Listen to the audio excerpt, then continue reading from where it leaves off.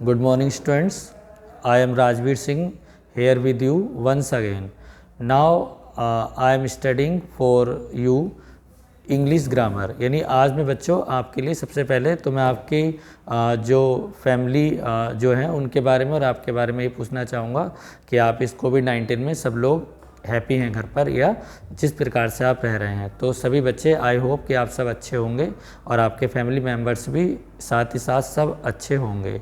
तो आज का जो मेरा टर्न है ग्रामर है। जैसे मैं अब तक आपको फ्लेमिंगो में प्रोज पढ़ाया था और फिर पोइट्री पढ़ाई थी, पोइट्री के साथ ही साथ फिर विस्टाज को भी मैंने आपको पढ़ाया था। आज अब जो हमारा टर्न रहेगा वीडियो में वो ग्रामर का है। तो आज अंग्रेजी में जो मैं आपको पढ़ा रहा हूँ वो इंग्लिश में ग्रामर को मैं टॉपिक मैंने आज आपका लिया है ग्रामर। तो जब जो हमारा सिलेबस है मैंने आपको सिलेबस भी ग्रुप पर सेंड कर दिया है। उस सिलेबस में जो भी मैंने दिया है, पहले फ्लेमिंगो में 2 लेसन है, ठीक है, फिर ऐसे ही पोइट्री में भी 2 पोएम है। इसको आप अपने साथियों से जो बच्चे ग्रुप से देर से जुड़ रहे हैं, ऐड हो रहे हैं, वो सभी विद्यार्थी अपने साथ के बच्चों से अपना इन जो लेसन में बता रहा हूँ उनका PDF लेकर या मुझसे संपर्क करके अपना वर्क पूरा कर लें ताकि आप एग्ज़ाम में ठीक से बैठ सकें और उसको पेपर को ऑनलाइन आप हल कर सकें। तो फ्लेमिंगो में 2 लेसन हैं, ऐसे ही पोइट्री में भी 2 पोएम है, साथ ही साथ विस्टाज में भी 2 लेसन मैंने आपको पूरे करा दिए हैं। अब साथ में बचता है हमारा ग्रामर। तो ग्रामर में मैंने आपको सिलेबस में दिया है डायरेक्ट से इनडायरेक्ट।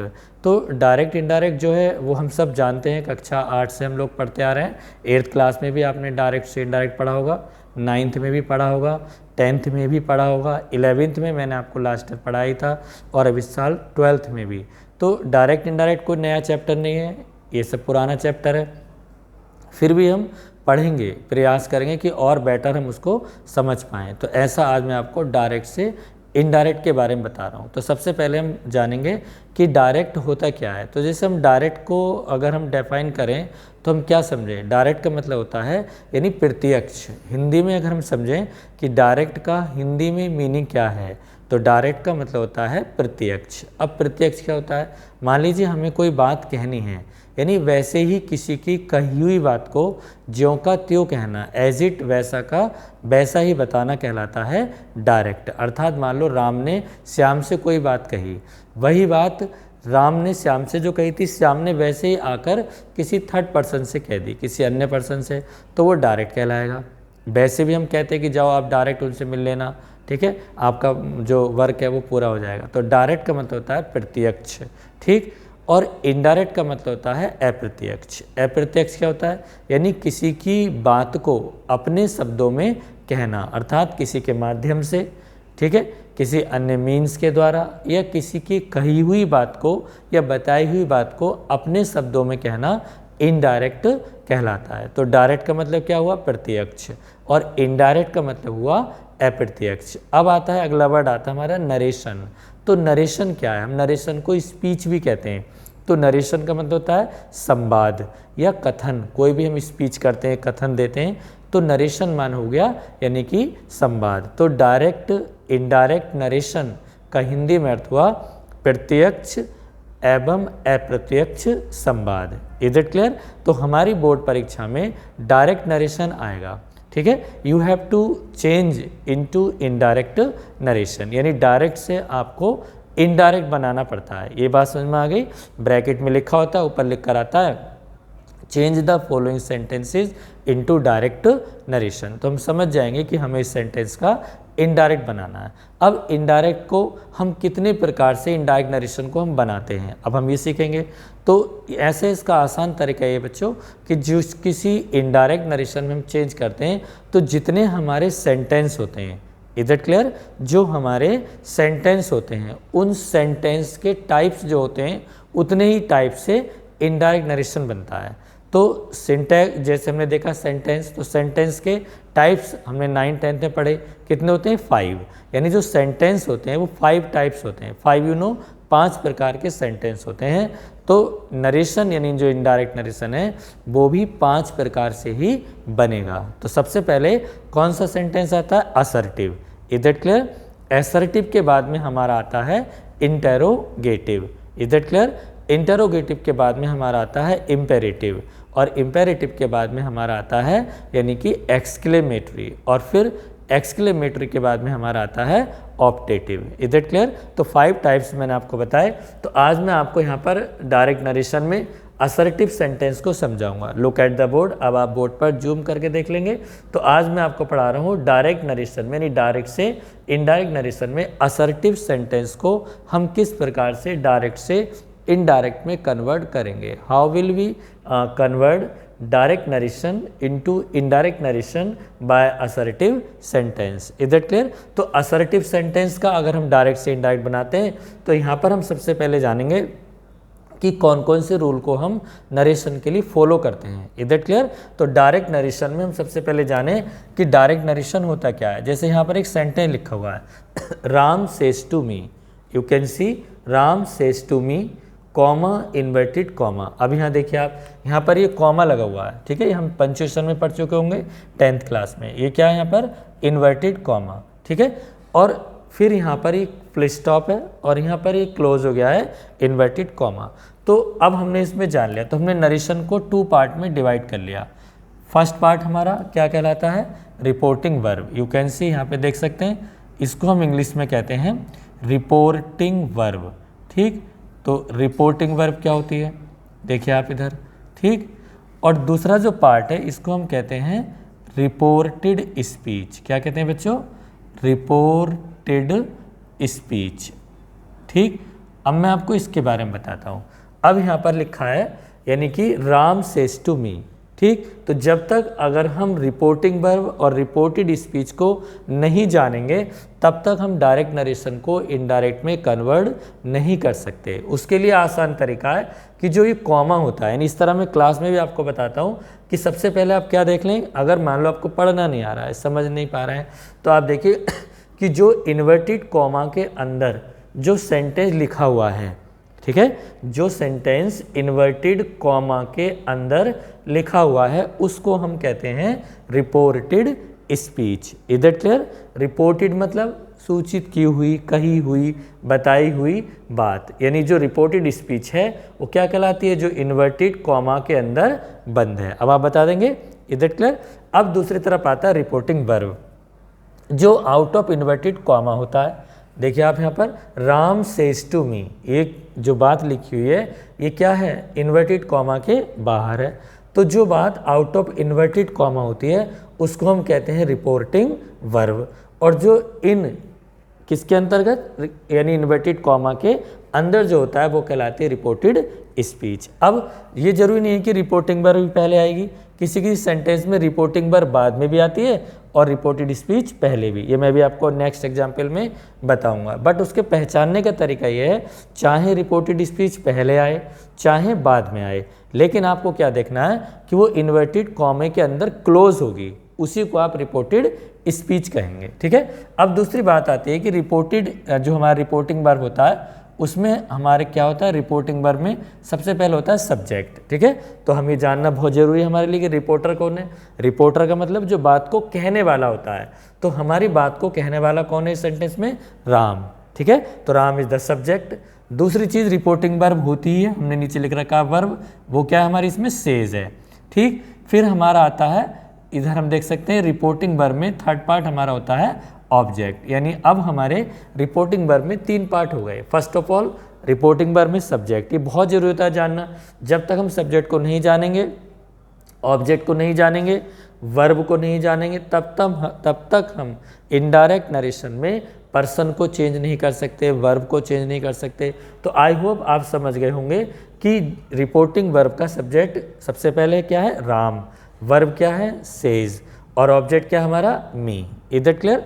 अब हम जानेंगे रिपोर्टेड स्पीच में। तो what is our subject in reported speech? Mohan. Is it clear? What is our verb? Doing, और ऑब्जेक्ट क्या है? His work.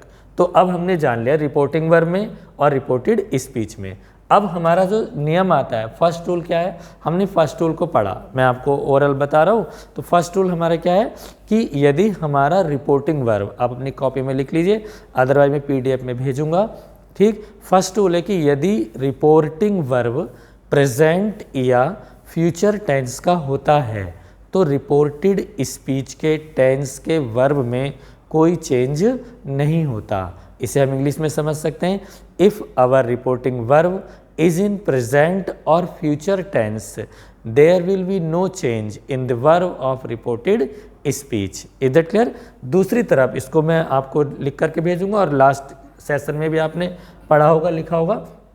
दूसरी तरफ हमारा नेक्स्ट क्या होता है कि अब जैसे यहाँ देखेंगे कुछ रूल में यहाँ लिख रहा हूँ जैसे मान लीजिए असर्टिव सेंटेंस में सेज दिया होता है कहीं पर, ठीक है, SAYS सेज, तो सेज अगर आता है तो सेज का हम क्या रहने देते हैं, इनडायरेक्ट नरेशन में सेज ही रहने देंगे।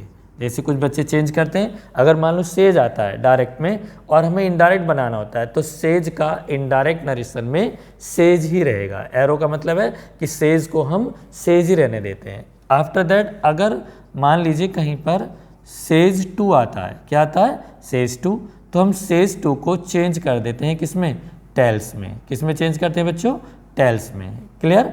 अगर मान लीजिए कहीं पर आता है सैड पास्ट टेंस में, तो हम सैड का इनडायरेक्ट नरेशन में सैड ही रहने देंगे।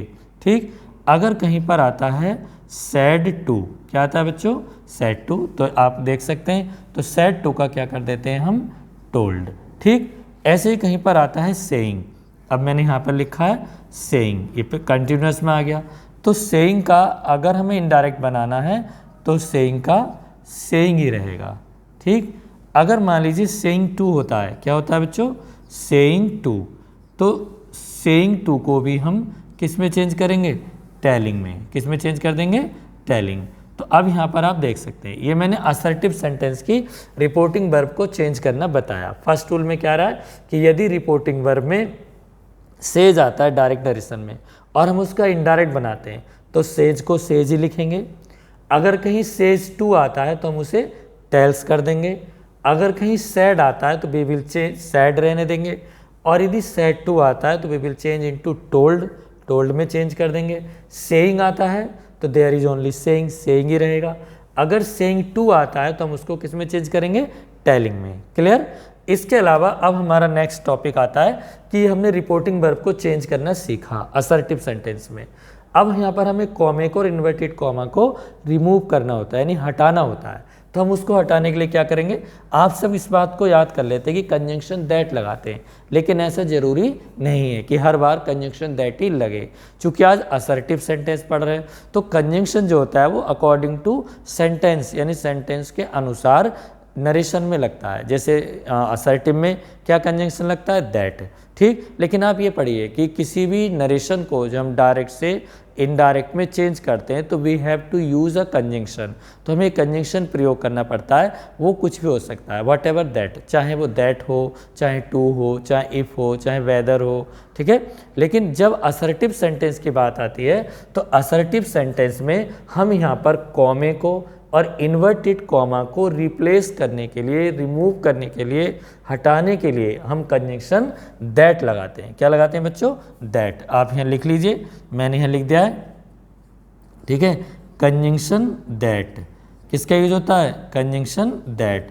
यानी अब हमारे रूल में आ गया। अब आप लिख सकते हैं कि रिपोर्टिंग वर्ब को और रिपोर्टेड स्पीच को जोड़ने के लिए इनडायरेक्ट नरेशन में हम कॉमा और इन्वर्टेड कॉमा को हटा करके कंजंक्शन दैट का प्रयोग करते हैं। क्लियर? अब इसका सिंपल रूल ये भी बना सकते हैं इनडायरेक्ट नरेशन में। मैंने देखो और अच्छे से यहाँ पे लिख दिया है ताकि आपके समझ में आ जाए। ठीक है, क्लास से थोड़ा अलग हट के लिखा है इनडायरेक्ट नरेशन, यानी जब हम किसी भी इनडायरेक्ट नरेशन को बनाते हैं, ठीक है, तो सबसे पहले हम क्या लिखेंगे रूल में, मैंने आपके लिए बनाया ये रूल, बुक में आपको शायद ना मिलेगा। तो सबसे पहले हम लिखते हैं रिपोर्टिंग वर्ब।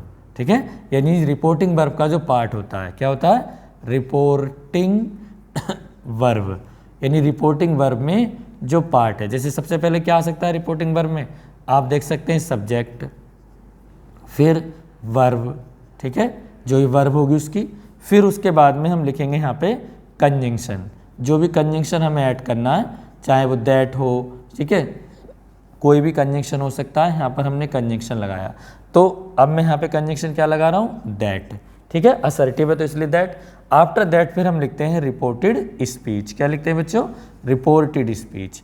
अब ये आपके लिए बड़ा आसान हो गया होगा, ये मैंने रूल लिख दिया है, रिपोर्टेड स्पीच। तो अब यहाँ पे मैं इसको दोबारा डिस्क्राइब कर रहा हूँ। फर्स्ट ऑफ ऑल आप समझ लीजिए, जब हम किसी भी डायरेक्ट को इनडायरेक्ट नरेशन में चेंज करते हैं तो आप इस रूल को फॉलो करिए। सबसे पहले हम रिपोर्टिंग वर्ब के पोर्शन को सॉल्व करके लिखेंगे अकॉर्डिंग टू रूल, यानी सबसे पहले रिपोर्टिंग वर्ब का सब्जेक्ट आएगा, ठीक है। फिर उस रिपोर्टिंग वर्ब को लिखेंगे चेंज करके, जैसे मैंने यहाँ बताया है, अगर सेज है तो सेज ही रहेगी, और सेज टू है या जो भी है उस रिपोर्टिंग वर्ब को हम चेंज करके लिखेंगे, ठीक है। फिर उसके बाद में हम इस कॉमे को और इन्वर्टेड कॉमा को रिप्लेस करने के लिए, हटाने के लिए हम क्या लिखेंगे, कंजंक्शन दैट। इसमें कंजंक्शन क्या बताया मैंने, दैट है। बाकी कोई भी जैसे भी सेंटेंस आएंगे, फिर जो हमारी रिपोर्टेड स्पीच होती है उसको हम चेंज करके लिखेंगे। जैसे हमारी रिपोर्टेड स्पीच में क्या है, Mohan has been doing his work, ठीक है।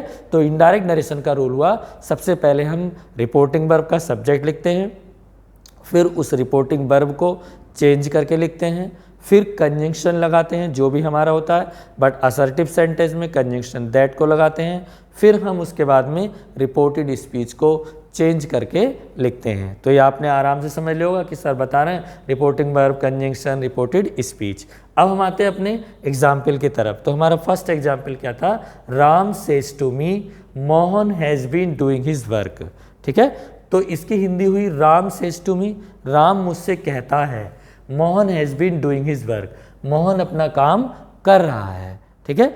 अब यहाँ पर हम और आगे बढ़ा सकते हैं इस सेंटेंस को, जैसे मैंने इसको प्रेजेंट परफेक्ट कंटिन्यूअस में लिखा, तो Mohan has been doing his work, कब से लिख दूँ मैं इसको, सिंस मॉर्निंग। ये मैंने और थोड़ा सा ऐड कर दिया इसमें, ठीक है, आपके और अच्छे समझ में आ सकता है। Mohan has been doing his work, अब यहाँ तक हो गया। तो सिंस मॉर्निंग यानी मोहन सुबह से अपना काम कर रहा है। तो हमारे पास दो पार्ट हो गए, एक हो गया रिपोर्टिंग वर्ब, एक हो गया रिपोर्टेड स्पीच। तो अब हम क्या करेंगे चेंज करने के लिए, हम देखेंगे रिपोर्टिंग वर्ब को कि वो प्रेजेंट टेंस में है या फ्यूचर टेंस में है या पास्ट टेंस में है। तो टेंस हमारे तीन होते हैं, प्रेजेंट, पास्ट एंड फ्यूचर। तो इन तीनों के नियम अलग अलग होते हैं। तो आज का रूल मैंने आपको बोल दिया था अभी कि यदि हमारा रिपोर्टिंग वर्ब प्रेजेंट और फ्यूचर टेंस में होता है तो हम रिपोर्टेड स्पीच की वर्ब में कोई परिवर्तन नहीं करते। क्लियर। तो आप देखिए ये जो हमारी रिपोर्टिंग वर्ब है यहाँ पे क्या लिखी हुई है, सेज। तो ये कौन से टेंस की होगी, आप बताइए कौन सा टेंस है, प्रेजेंट टेंस। प्रेजेंट टेंस की क्या पहचान है, यहाँ पर जो सब्जेक्ट राम वो सिंगुलर है। क्लियर। तो सिंगुलर सब्जेक्ट के साथ में प्रेजेंट इंडेफिनिट टेंस में वर्ब की फर्स्ट फॉर्म में एस या ईएस होता है। तो यहाँ पर सेम एस लग रहा है, सेज, तो ये प्रेजेंट इंडेफिनिट हो गया। ठीक। अगर ये प्रेजेंट कंटिन्यूअस होता तो राम इज सेइंग होता, क्या होता, राम इज सेइंग। और अगर ये प्रेजेंट परफेक्ट होता तो राम हैज सेड होता, प्रेजेंट परफेक्ट कंटिन्यूअस होता तो हैज बीन सेइंग होता। ठीक। तो इस तरीके से प्रेजेंट के चार टेंस होते हैं, present indefinite, present continuous, present perfect और प्रेजेंट परफेक्ट कंटिन्यूअस। तो यदि हमारी रिपोर्टिंग वर्ब प्रेजेंट के चारों टेंसों में से किसी भी, यानी प्रेजेंट के जो चार पार्ट मैंने आपको बताया, इंडेफिनिट, कंटिन्यूअस, परफेक्ट या परफेक्ट कंटिन्यूअस, उनमें से जिसका भी ये रिपोर्टिंग वर्ब होगी, ठीक है, तो हम स्पीच के वर्ब में कोई चेंज नहीं करेंगे। ठीक है। अब आता है फ्यूचर में। फ्यूचर में कैसे पहचानते हैं, फ्यूचर टेंस भी चार पार्ट में, future indefinite, future continuous, future perfect और फ्यूचर परफेक्ट कंटिन्यूअस। तो फ्यूचर में क्या आता है, विल और शैल। इंग्लिश में आसानी से हम समझ सकते हैं कि जिस टेंस में विल और शैल आते हैं दैट इज फ्यूचर टेंस। तो अगर यहाँ पर प्रेजेंट टेंस हो, अब तो आपको समझ में आ गया होगा कि यदि हमारा रिपोर्टिंग वर्ब प्रेजेंट या फ्यूचर टेंस का होता है तो रिपोर्टेड स्पीच के टेंस के वर्ब में कोई परिवर्तन नहीं होता। तो यानी if our reporting verb is in present और future tense there will be no change in the verb of reported speech. तो अब यहाँ देख लीजिए आप, Ram says to me, present tense से सेज, तो अब मैं इसको इनडायरेक्ट नरेशन में चेंज कर रहा हूँ। तो फर्स्ट एग्जाम्पल में यहाँ पर इसको सॉल्व कर रहा हूँ, या आप देख सकते हैं राम, अब सेज टू है, देखो यहाँ पर, तो मैंने क्या बताया इधर सेज टू को किस में चेंज करते हैं, टेल्स में। तो यहाँ पर हो गया राम टेल्स, ठीक है, राम टेल्स मी। क्लियर। यहाँ तक मैंने कर लिया। तो हमारी रिपोर्टिंग वर्ब आ गई रूल के अनुसार।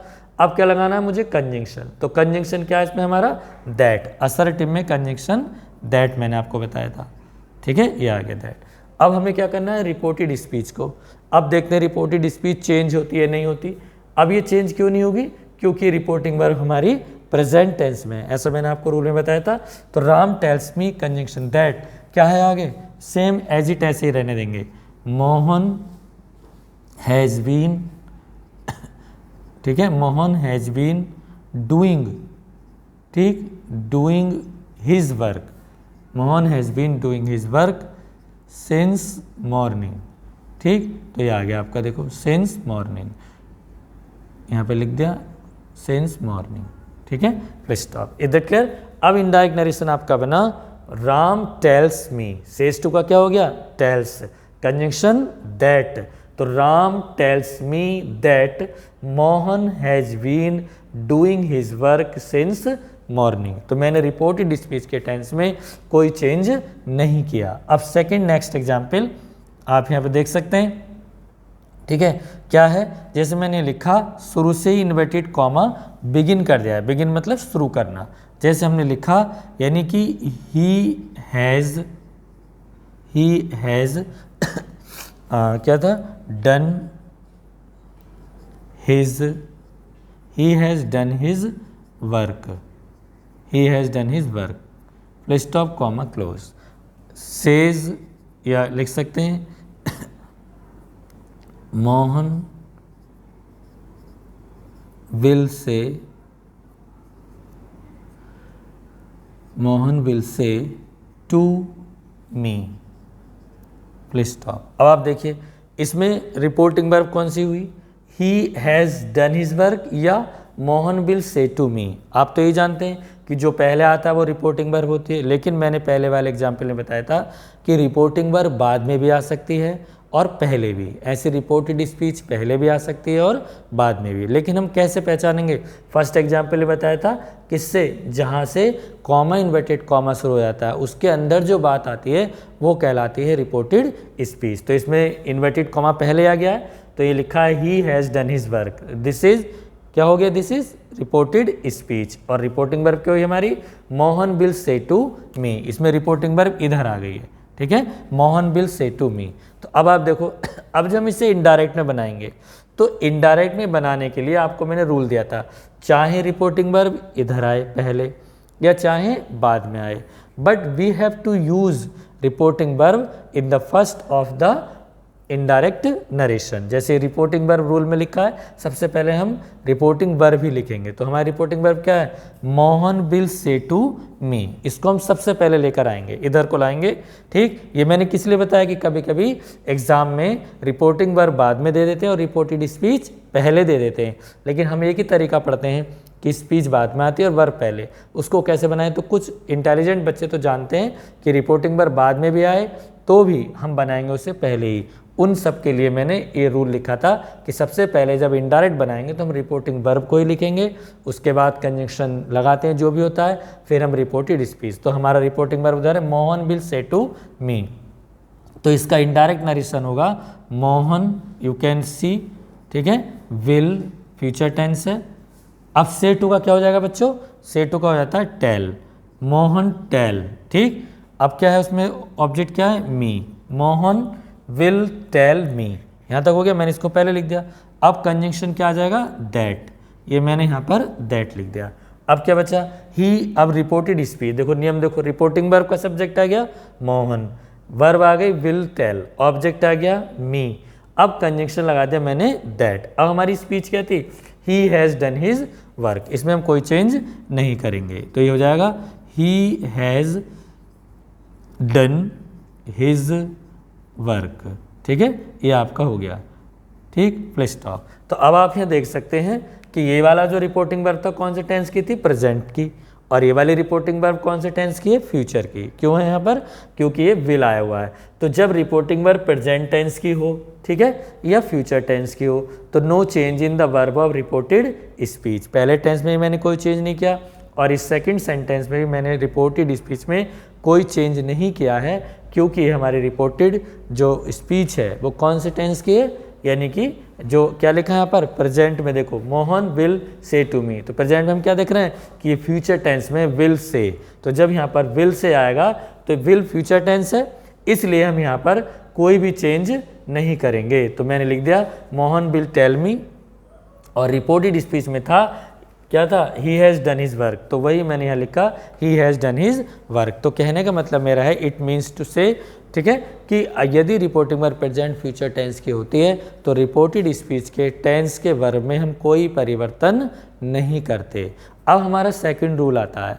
सेकंड रूल क्या है, मैं आपको ओरल बता रहा हूँ। सेकंड रूल ये है कि यदि रिपोर्टिंग वर्ब, अपनी कॉपी में आप लिख लेना कि यदि रिपोर्टिंग वर्ब पास्ट टेंस की होती है तो रिपोर्टेड स्पीच के टेंस के वर्ब में अनेक परिवर्तन होते हैं। ठीक है, अब इसे इंग्लिश में समझ लो, if our reporting verb is in past tense, ठीक, there are many changes in verb of reported speech. Is that clear? जैसे मान लो रिपोर्टिंग वर्ब का हमारा सेंटेंस हुआ, यानी मैं यहाँ पे लिख रहा हूँ पास्ट टेंस का एग्जाम्पल, आप देख सकते हैं पास्ट टेंस में एसर्टिव में, या आपने नोट कर ही लिया होगा आई थिंक। तो आगे बढ़ते हैं पास्ट टेंस की तरफ, यानी एक एग्जाम्पल मैं उसका और दे रहा हूँ आपको। पास्ट टेंस में जैसे हमारा नेक्स्ट एग्जाम्पल हुआ थर्ड नंबर, जैसे लिख दिया, देखिए she said, you can see said to him, she said to him, comma inverted comma begin, Radha is reading, RADING, reading her lesson, LESSON, comma close, फिर stop. Clear? You can see. अब देखो यहाँ पे direct narration लिखा है, she said to him, ठीक, comma inverted comma through, Radha is reading her lesson. Clear? अब हम देखेंगे कि रिपोर्टिंग वर्ब जो हमारी वो कौन से टेंस की। पहले मैं इसको इरेज कर दूं यहाँ से, देखिए मैं यहाँ पे इसको इरेज कर रहा हूँ, आप अपनी कॉपी से इरेज मत करना और ना ही अपने माइंड से इरेज करना, ठीक। तो सी सेड टू हिम, अब देखो this is our reporting verb said to and this is our reported speech, हम फर्स्ट एग्जाम्पल में पढ़ चुके हैं। अब आपको पहचानने में दिक्कत नहीं आ रही होगी क्योंकि आप पहचान चुके होंगे कि जो इन्वर्टेड कॉमा के अंदर बंद होता है, ये जो साइन लगा हुआ है इन्वर्टेड कॉमा का है, इधर से शुरू हुआ है, बिगिन हुआ है, इधर से ये क्लोज हो गया है। तो जो इन्वर्टेड कॉमा के अंदर जो बात लिखी होती है, जो स्पीच लिखी होती है, वो रिपोर्टेड स्पीच कहलाती है। तो अब हम देखेंगे कि हमारा रिपोर्टिंग वर्ब क्या है, सैड है।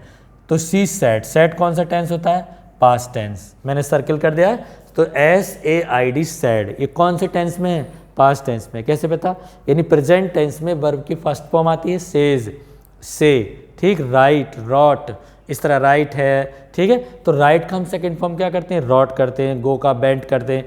तो हम ये जान सकते हैं कि पास्ट टेंस में हमेशा वर्ब की सेकेंड फॉर्म का यूज होता है, वो भी इंडेफिनिट में, ठीक है। जैसे यहाँ पर मैं लिखा सी सैड, तो सैड किसकी पास्ट फॉर्म है, से की, से माने कहना और सैड मीन्स कहा। तो ये वर्ब की कौन सी फॉर्म हुई, सेकंड फॉर्म हुई। तो ये वर्ब की कौन सी फॉर्म है, सेकंड। Is that clear? तो दिस इज पास्ट टेंस। तो अब हमने पता कर लिया कि हमारा पास्ट टेंस है। अब जब हमारा ये पास्ट टेंस होगा तो इस पास्ट टेंस को के अनुसार हम रिपोर्टेड स्पीच की वर्ब को बदलेंगे। किसको बदलेंगे, रिपोर्टेड स्पीच की वर्ब को, ठीक। तो अब हमारा नियम क्या होगा, मैंने आपको बताया कि यदि रिपोर्टिंग वर्ब पास्ट टेंस की होती है तो रिपोर्टेड स्पीच के टेंस के वर्ब में अनेक परिवर्तन होते हैं। क्लियर? तो पहला परिवर्तन क्या है कि अगर यहाँ पर डायरेक्ट नरेशन में प्रेजेंट टेंस आता है, जैसे इज है, एम है, आर है, उसे हम चेंज कर देते हैं वॉज और वर में, ठीक है। अगर आता है हैज़ है तो उसको चेंज कर देते हैं हैव में, ठीक। तो मैं यहाँ पर आपको लिख के भी दे रहा हूँ, यानी कि डायरेक्ट नरेशन में रूल नंबर हम यहाँ देख सकते हैं कि अगर मान लो डायरेक्ट नरेशन DIRECT डायरेक्ट में और फिर इनडायरेक्ट में, आपके लिए बिल्कुल आसान टेबल मैं यहाँ बना रहा हूँ, वैसे ज़रूरत तो नहीं थी लेकिन आप आसानी से समझ लेंगे कि डायरेक्ट में मान लीजिए कहीं पर इज़ आता है, ठीक है, एम आता है, आप समझ रहे होंगे, आर आता है। तो जब हम उसको इनडायरेक्ट में चेंज करेंगे तो क्या कर देंगे, वॉज या वर। लेकिन कब करोगे ऐसा, जब ये रिपोर्टिंग वर्ब पास्ट टेंस की होगी तब करना है, ठीक है। और अगर ये प्रेजेंट फ्यूचर की होगी तो इधर हमें कोई चेंज नहीं करना। अब तो पास्ट में सैड, तो अगर ये पास्ट में है और डायरेक्ट नरेशन में मान लो इज एम आ रहा था, मैं लिख दिया डायरेक्ट, तो इनडायरेक्ट में हम उसका क्या लिख देंगे, वॉज और वर। मान लीजिए कहीं पर आती है वर्ब की फर्स्ट फॉर्म, या उस फर्स्ट फॉर्म में आता है एस या ई एस, तो हम उसकी इनडायरेक्ट नरेशन में करते हैं वर्ब की सेकंड फॉर्म। अगर कहीं पर आता है डू या डज नॉट, सपोज करिए डू नॉट आ जाता है या डज नॉट आता है, तो इनडायरेक्ट नरेशन में हम चेंज कर देते हैं डू डज नॉट को डिड नॉट में, ठीक है। अब अगर मान लीजिए कहीं पर हैज आता है उसमें डायरेक्ट में, या हैव आता है अकॉर्डिंग टू सब्जेक्ट, तो हम उसे चेंज करेंगे हैड में। किस में चेंज करेंगे बच्चों? हैड में। नेक्स्ट नंबर हमारा है, अगर मान लीजिए मैं इसको पॉइंट में 1 कर दे रहा हूँ, पॉइंट 2 में अगर पास्ट में आता है, सपोज करो वर्ब की सेकंड फॉर्म आती है, तो इनडायरेक्ट नरेशन में क्या हो जाएगा? हैड प्लस, प्लस का मतलब हैड के साथ हम वर्ब की थर्ड फॉर्म लगाएंगे। कौन सी फॉर्म लगाएंगे? Third form. अगर कहीं पर आता है डिड, यू कैन सी, थोड़ा सा और लिखने के लिए, डिड प्लस वर्ब की फर्स्ट फॉर्म अगर आती है तो उसे हम लिख देंगे हैड प्लस वर्ब की थर्ड फॉर्म में, ठीक। अब अगर कहीं पर अब मान लीजिए वॉज आता है, वॉज या वर, कहीं पर भी वॉज और वर आता है, तो वॉज वर को हम चेंज कर देते हैं, वॉज वर का वॉज वर ही रहने देंगे, नो चेंज, ठीक है। लेकिन अगर वॉज वर के साथ कहीं पर वॉज या वर के साथ वर्ब की फर्स्ट फॉर्म में आईएनजी आती है, ये कौन सा टेंस होगा? Past continuous. तो हम जब उसको इनडायरेक्ट में चेंज करेंगे तो वाज वर के साथ फर्स्ट फॉर्म में आईएनजी को चेंज कर देंगे हैड बीन प्लस वर्ब की फर्स्ट फॉर्म में आईएनजी। कितनी अच्छी बात मैंने आपको बताई कि अगर वॉज वर है केवल तो वॉज वर ही रहने देंगे। मान लो राम वॉज ए किंग, तो राम वॉज ए किंग ही रहेगा। लेकिन जब वॉज वर के साथ वर्ब की फर्स्ट फॉर्म में आईएनजी आएगी तो इनडायरेक्ट बनाते समय हैड बीन प्लस वर्ब की फर्स्ट फॉर्म में आईएनजी हो जाएगी। क्लियर? अब अगर कहीं पर आता है हैड, ठीक है, तो हम हैड का इनडायरेक्ट नरेशन में हैड ही रहने देंगे, नो चेंज, ठीक। अब अगर कहीं पे मान लीजिए आता है, जैसे मैंने बताया कि हैड आया तो हैड ही रहेगा, ठीक, डिड आया तो डिड को हम चेंज कर देंगे। अब थर्ड पॉइंट हमारे इधर लिख देते हैं, थर्ड में फ्यूचर बचता है। अगर मान लीजिए कहीं विल आता है, विल, तो इनडायरेक्ट नरेशन में हम विल का क्या कर देंगे? वुड। कुछ बच्चे बहुत होशियार होते हैं, वो पढ़ते समय बोलते रहते हैं, जैसे मैं पढ़ाता हूँ तो बता दे सर विल का वुड हो जाएगा, तो उन्हें सबको पता होगा, लेकिन जिसे पता नहीं वो माइंड कर सकता है, जिसे पता है वो केवल समझ ले। ऐसे मान लो सेल आता है, तो इनडायरेक्ट नरेशन में हम सेल का क्या कर देंगे? शुड कर देते हैं, ठीक, शुड। अगर मान लीजिए कहीं पर आता है कैन, तो सब बच्चे जानते हैं, बोल देते हैं साथ साथ मेरे कि कैन का तो सर कुड हो जाएगा, ठीक। अगर मान लीजिए कहीं पर आता है मे, तो एकदम से बच्चे क्लास में कहते हैं सर मे का क्या हो जाता है? माइट, ठीक, उन्हें याद होता है। और अगर कहीं पर आता है मान लीजिए मस्ट, तो मस्ट का क्या रहता है बच्चों? मस्ट का मस्ट ही रहता है, ये मैंने लिख दिया यहाँ पर। यानी अगर डायरेक्ट नरेशन में विल आएगा तो इनडायरेक्ट में वुड हो जाएगा, सेल आएगा तो सेल का शुड हो जाएगा, कैन आएगा तो कुड हो जाएगा, मे आएगा तो माइट हो जाएगा, मस्ट आएगा तो मस्ट का मस्ट ही रहेगा। दूसरी तरफ मान लीजिए कि विल फर्स्ट वर्ब में कहीं पर मैंने लिख दिया विल हैव, ठीक है, तो विल हैव का विल चेंज होगा, केवल क्या चेंज होगा? विल। आप देख लीजिए विल का वुड हो गया, लेकिन हैव का हैव ही रहा, एज इट। यानी हम फर्स्ट वर्ब को चेंज करते हैं। मान लो आपने लिखा है, यहाँ आप देख सकते हैं कि हैव का क्या कर देते हैं? हैड। लेकिन जब हैव विल के, मस्ट के, मे के, कैन के, सेल के, विल के किसी भी मॉडल एक्जुलरी वर्ब के साथ आता है तो हम हैव का हैव ही रहने देंगे, उस मॉडल एक्जुलरी वर्ब को बदलेंगे। मे का माइट कर देंगे तो माइट हैव हो जाएगा। बिल हैव का मैंने क्या कर दिया? वुड हैव, यानी हैव को चेंज नहीं करेंगे। मान लो होता बिल गो, तो वुड गो रहता, गो का बेंट नहीं होता। जैसे यहाँ लिखा मैंने कि फर्स्ट फॉर्म की सेकंड फॉर्म हो जाती है, लेकिन सेकंड फॉर्म कब होती है? जब वो केवल फर्स्ट फॉर्म हो। लेकिन अगर किसी मॉडल के साथ आती है, मान लो कैन क्या है? मॉडल एक्जुलरी है, मे क्या है? मॉडल एक्जुलरी है, मस्ट क्या है? मॉडल एक्जुलरी है, ऐसी सेल और विल, तो ये मॉडल एक्जुलरी वर्ब के साथ अगर कोई वर्ब आती है, जैसे हैव है, विल, गो है, ठीक है, राइट है, कोई भी वर्ब, तो उसको हम पहली वर्ब को चेंज करेंगे, विल का वुड करेंगे, लेकिन हैव का हैव ही रहने देंगे। मान लो विल गो, तो क्या हो जाएगा? विल गो का वुड गो, विल हैव है तो would have. Is that clear? तो ये मैंने आपको बताया कि यदि रिपोर्टिंग वर्ब हमारी पास्ट टेंस की होती है तो इन्वर्टेड कॉमा के अंदर रिपोर्टेड स्पीच में अगर इनमें से कोई भी बात लिखी हुई आती है, कोई भी वर्ब लिखी हुई आती है, तो इनडायरेक्ट बनाते समय हम उनको इसमें चेंज कर देंगे। Is that clear? समझ गए होंगे। तो अब मैं पहला सेंटेंस आपको बना के दिखा रहा हूँ। She said to him Radha is reading her lesson. तो इसको मैं यही बना दे रहा हूँ। देखिए सी सेड टू क्या बताया था मैंने अभी थोड़ी देर पहले? टोल्ड। यहाँ पे टोल्ड हो गया, तो सी टोल्ड हिम, ये रिपोर्टिंग वर्ब का ऑब्जेक्ट आ गया। अब हमें कॉमे को रिप्लेस करना है, तो कंजंक्शन दैट मैंने लगा दिया। ठीक है। अब राधा यहाँ पे क्या है? थर्ड पर्सन है, तो राधा नेम है तो नो चेंज, राधा का राधा ही रहेगा। ठीक। अब यहाँ पर क्या आ जाएगा? देखिए इज का क्या कर देंगे हम? वॉज। ये आपके लिए समझने की बात थी। मैंने आपको बताया था is am are change into was या वर। तो यहाँ पर क्यों चेंज किया मैंने वॉज? क्योंकि यहाँ पर रिपोर्टिंग वर्ब पास्ट टेंस में थी सैड, इसलिए यदि रिपोर्टिंग वर्ब पास्ट टेंस में होती है तो हम रिपोर्टेड स्पीच की वर्ब को अकॉर्डिंग टू रूल चेंज कर दें। तो इज का क्या हो गया? वॉज। अब यहाँ पर क्या आ गया? रीडिंग। ठीक है। तो ये बन गया हमारा रीडिंग हर लेसन। ठीक। अब हमारी रिपोर्टिंग वर्ब के अनुसार रिपोर्टेड स्पीच भी चेंज हो गई। तो हमारा डायरेक्ट से इनडायरेक्ट नेशन बना सी told him, conjunction that, Radha, is का मैंने वॉज कर दिया क्योंकि हमारी रिपोर्टिंग वर्ब पास्ट टेंस थी। क्लियर? अब लास्ट सेंटेंस यहाँ पर मैं लिख रहा हूँ थर्ड एग्जाम्पल, थर्ड नहीं फोर्थ है। ठीक है। इसमें हम फोर्थ एग्जाम्पल में क्या लिखेंगे कि यदि रिपोर्टिंग वर्ब, बहुत इंपॉर्टेंट होता है बच्चों, कि यदि रिपोर्टिंग वर्ब पास्ट टेंस में हो, चाहे प्रेजेंट टेंस में हो, चाहे फ्यूचर टेंस में हो, लेकिन यदि रिपोर्टेड स्पीच के टेंस के वर्ब में कोई बात सच होती है, यूनिवर्सल या हिस्टोरिकल ट्रुथ में होती है, ऐतिहासिक या सार्वभौमिक सच में होती है, जो कभी नहीं बदलती, दैट नेवर चेंज, तो वहाँ पर हम उसके वर्ब में कोई परिवर्तन नहीं करते। यानी इनडायरेक्ट नरेशन में केवल दो बार वर्ब नहीं बदलती। एक तो जब रिपोर्टिंग वर्ब प्रेजेंट और फ्यूचर टेंस की हो, तो स्पीच के टेंस के वर्ब में कोई परिवर्तन नहीं होता। मैंने आपको फर्स्ट रूल में बताया था। और दूसरा अब मैं थर्ड रूल में बता रहा हूँ कि यदि रिपोर्टिंग वर्ब पास्ट टेंस की भी हो, लेकिन अगर स्पीच की बात में कोई सच है तो उसमें हम कोई चेंज नहीं करेंगे। जैसे यहाँ पे लास्ट एग्जाम्पल में लिख रहा हूँ, the teacher sad, you can C at the board, the teacher sad. ठीक है। अध्यापक ने कहा, द, या यहीं लिख दीजिए honesty is, honesty is the best policy. ठीक है।